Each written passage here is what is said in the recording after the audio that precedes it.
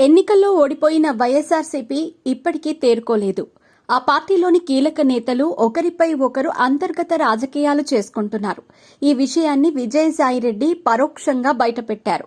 వైసీపీలో అత్యంత కీలకంగా వ్యవహరించిన విజయసాయిరెడ్డి తాజాగా ఓ మహిళకు పుట్టిన బిడ్డ విషయంలో వివాదంలో చిక్కుకున్నారు. ఈ వివాదం సృష్టించింది సొంత పార్టీ నేతలేనని ఆయన అంటున్నారు. అయితే ఆ విషయాలను విస్తృతంగా ప్రచారం చేసిన మీడియాపై ఆయన అసభ్యకరంగా తిట్లందుకున్నారు. అది కూడా వివాదాస్పదమైంది.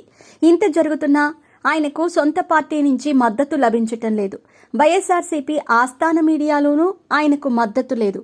ఒకప్పుడు ఆయన చుట్టూ తిరిగిన నేతలు ఇప్పుడు ఆయనకు మద్దతుగా మాట్లాడేందుకు రావటం లేదు. పార్టీ హైకమాండ్కి ఇష్టం లేనందునే ఎవరూ సపోర్ట్ చేయటం లేదని, అందుకే ఆయన సొంత ఛానల్ పెట్టుకుంటానని ప్రకటించారని అంటున్నారు. విజయసాయిరెడ్డి ఒకప్పుడు పార్టీలో నెంబర్ 2గా ఉండేవారు. కానీ ఇటీవల ఆయన నెంబర్ ఎంతో ఎవరికీ తెలియటం లేదు.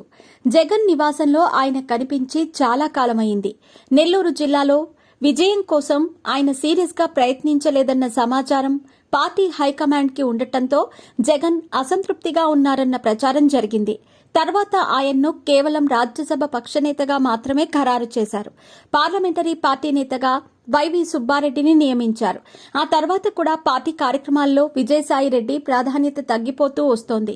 తాజాగా ఆయనపై ఓ వివాదం బయటకు వచ్చింది. ఆ అంశంపై ఆయన ప్రెస్ మీట్ పెట్టేందుకు విశాఖ వచ్చారు.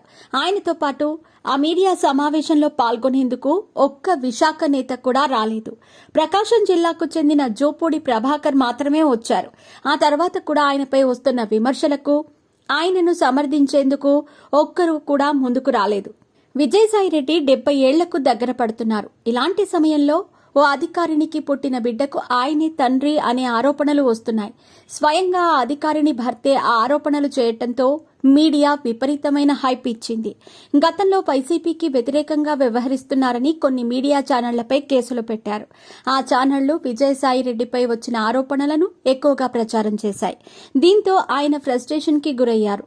విశాఖలో మీడియా సమావేశం పెట్టి ఆయన తీవ్ర ఆరోపణలు చేశారు. మీడియాపై తిట్లందుకున్నారు. ఈ వ్యవహారంలో విజయసాయిరెడ్డి చాలా ఫ్రస్ట్రేషన్కి గురయ్యారు. ఈ వయసులో తనపై వచ్చిన నిందల్ని అందరూ నమ్మేలా ప్రచారం చేస్తున్నారని ఆయన బాధపడుతున్నారు. ఈ క్రమంలో ఆయనకు సొంత పార్టీ నుంచి మద్దతు లభించటం లేదు. విజయసాయిరెడ్డి మంచోడని, ఆయనపై కుట్ర చేస్తున్నారని ఒక్కరంటే ఒక్క వైసీపీ నేత కూడా ఆయనకు మద్దతుగా రాలేదు. చివరికి వైసీపీ ఆస్థాన మీడియాలను ఆయన వాదనకు పెద్దగా ప్రాధాన్యం ఇవ్వలేదు. దీంతో విజయసాయిరెడ్డిది వ్యక్తిగత వివాదమని, పార్టీతో సంబంధం లేదన్న సంకేతాలను పంపాలని వైసీపీ నిర్ణయించుకుందని అర్థమవుతోంది. అసలు విజయసాయిరెడ్డి తనపై కుట్ర సొంత పార్టీలోని ముఖ్య నేతలే చేస్తున్నారని ఆరోపిస్తున్నారు. వారి గురించి తాను బండారం బయట పెడతానంటున్నారు. అంటే విజయసాయిరెడ్డి టీడీపీ పైన లేదా మీడియా పైన కాదు, సొంత పార్టీ నేతలపైనే పోరాడుతున్నారని అనుకోవచ్చు. ఈ పోరాటంలో ఆయనకు జగన్ మద్దతు లభించటం లేదని అర్థమవుతోంది. ఆయన విజయసాయిరెడ్డికి అనుకూలంగా ఉంటే పార్టీ నేతలంతా మద్దతుగా ఉండేవారు. అలాగే వైసీపీ సానుకూల మీడియాలోనూ విజయసాయికి మద్దతు లేదంటే ఆయనను పార్టీ వద్దనుకున్నట్లే అనుకోవచ్చు. అందుకే విజయసాయిరెడ్డి సొంత మీడియా పెడతానని ప్రకటనలు చేశారని అంటున్నారు. 2019 ఎన్నికల సమయంలో విజయసాయిరెడ్డి వైసీపీకి పిల్లర్లా వ్యవహరించారు. ఆయనే అన్ని వ్యవహారాలు చక్కబెట్టారు. ఎన్నికల ఫలితాలు వచ్చిన రోజున జగన్ తన విజయానందాన్ని విజయసాయిరెడ్డితోనే మొదటగా పంచుకున్నారు. తర్వాత ఆయన ఉత్తరాంధ్ర ఇన్ఛార్జ్ బాధ్యతలు తీసుకున్నారు. అక్కడి నుంచి జగన్తో గ్యాప్ పెరుగుతూ వచ్చిందని చెబుతూ ఉంటారు. ఆయన నంబర్ 2 పొజిషన్ను సజ్జల రామకృష్ణారెడ్డి పొందారని అంటారు. ఇప్పుడు విజయసాయిరెడ్డికి పార్టీలో విలువ లేకుండా పోయింది.